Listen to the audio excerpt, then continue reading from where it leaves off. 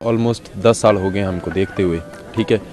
तो बजट को अब जब देखते हैं तो 1% की भी उम्मीद नहीं रखते हम।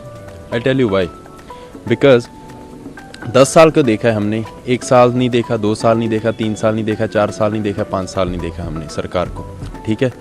तो 10 साल में जो हमने देखा है कि हमारा ये नहीं है कि देश में पैसा नहीं है, देश में पैसा है, लेकिन मैटर करता है कि देश में पैसा किसके पास है, ठीक है। आम जनता के पास कितना पैसे का कैश फ्लो आता है, या कह सकते हो कितना पैसा जाता है। 99% इंडिया का पैसा जो है वो उद्योगपतियों के पास है, वही देश को चला रहे हैं आज। अगर मैं सोचता हूँ 11.68 लाख करोड़ रुपीस अगर उद्योगपतियों का माफ़ हो सकता है, तो 2 लाख करोड़ रुपया किसानों का क्यों नहीं हो सकता। और बातें करते हैं कि किसानों की आयु दुगनी करेंगे जी। 2022 तक बोला था ना, क्या हुई? दुगनी हुई? नहीं हुई, ठीक है। तो मुझे नहीं पता टीवी दिखाएगा या नहीं दिखाएगा, बट ये असलियत है। इकॉनमी मनमोहन सिंह के जब टाइम था 8.1% ग्रोथ पर चलती थी, राइट। अब इकोनॉमिकल ग्रोथ कितना है? 5.4%। और हम चलो जो 2022 तक जो दिखाए थे दावे, वो तो भूल जाओ, वो तो उन्होंने बोल ही दिया कि जुमला था सभी, वो ठीक है, दैट्स इट।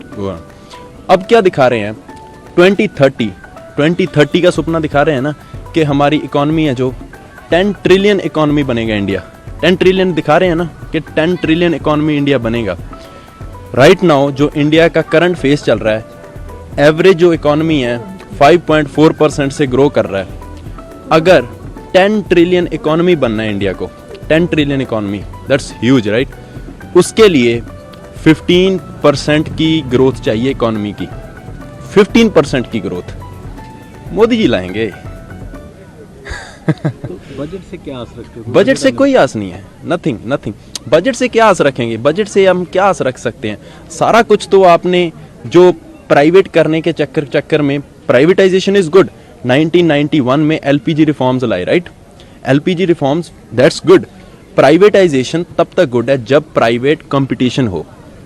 जब आप प्राइवेट कंपटीशन खत्म कर दोगे तो प्राइवेटाइजेशन जो है that will gonna lead to extreme capitalism, and extreme capitalism is always dangerous for the country. Thank you.